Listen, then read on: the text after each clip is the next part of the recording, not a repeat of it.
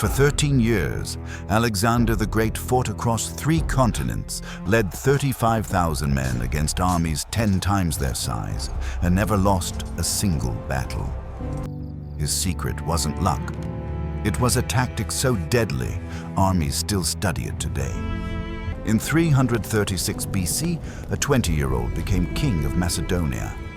His father Philip had just been assassinated. Most kingdoms would collapse, but Alexander inherited the deadliest army on earth. At its core was the phalanx, a wall of spears, each sarissa 18 feet long, striking before an enemy could even get close. Unstoppable from the front, but slow. So Philip added the Companion Cavalry, armored horsemen trained to smash through enemy lines at full speed. Alexander fused them into one strategy, the hammer and anvil. The phalanx pinned the enemy. The cavalry struck the weak point. Caught between the two, armies shattered. And his first test? The Persian Empire, the largest the world had ever seen. Alexander crossed into Asia with just 35,000 men, aiming to conquer it all. At the Granicus River, 40,000 Persians waited. Crossing under fire was suicide. Alexander charged anyway. The phalanx waded in under arrows. Men fell, but the line held. Then Alexander's cavalry thundered into the flank. The Persians broke. Thousands dead. Alexander lost fewer than 100. The message spread fast. Resistance was hopeless. Cities surrendered. And Persia's king, Darius III, finally took notice. Darius brought a massive army, but Alexander trapped him at Issus, a narrow strip between mountains and sea. Numbers meant nothing. The phalanx locked the Persian center. Then Alexander formed his cavalry into a wedge and charged straight for Darius. Their eyes met. The king panicked and fled. His army collapsed. His family was captured. The greatest empire on earth had been humiliated by a 22-year-old.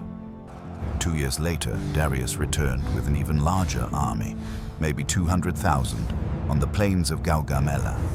He brought scythed chariots with spinning blades, elephants, cavalry from every corner of Asia. When the chariots charged, Alexander's men simply opened lanes. Javelins brought them down. The terror weapon failed instantly.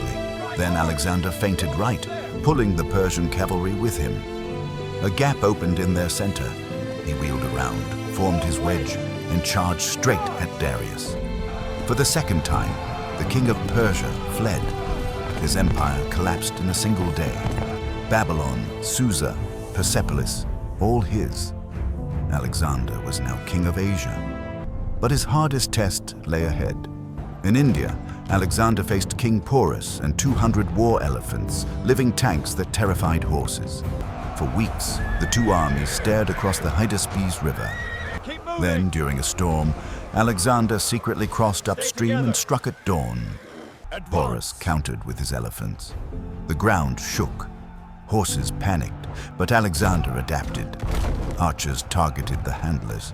Uncontrolled elephants trampled their own lines. The hammer and anvil struck one last time. Phalanx pinned, cavalry encircled. Porus fought until wounded, and when captured, demanded to be treated like a king. Alexander respected him, made him an ally, but victory came at a cost. 1,000 Macedonians dead, his men exhausted. And for the first time, Alexander saw their limits.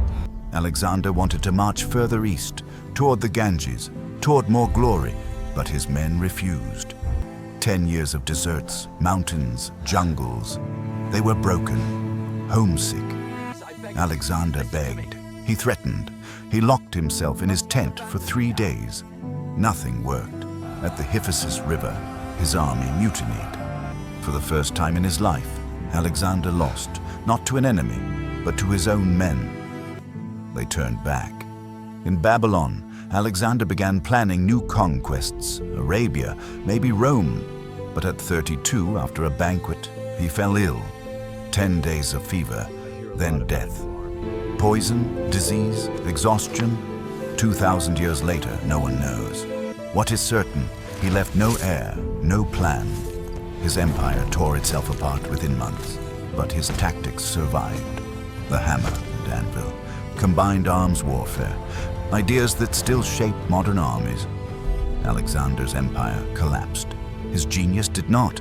He remains the man who never lost a battle. And maybe the real question isn't what he conquered, but what he might have, if he'd lived. Could he have taken Rome, India, the entire world? Tell me what you think in the comments. And if you want more legendary commanders, hit like and subscribe.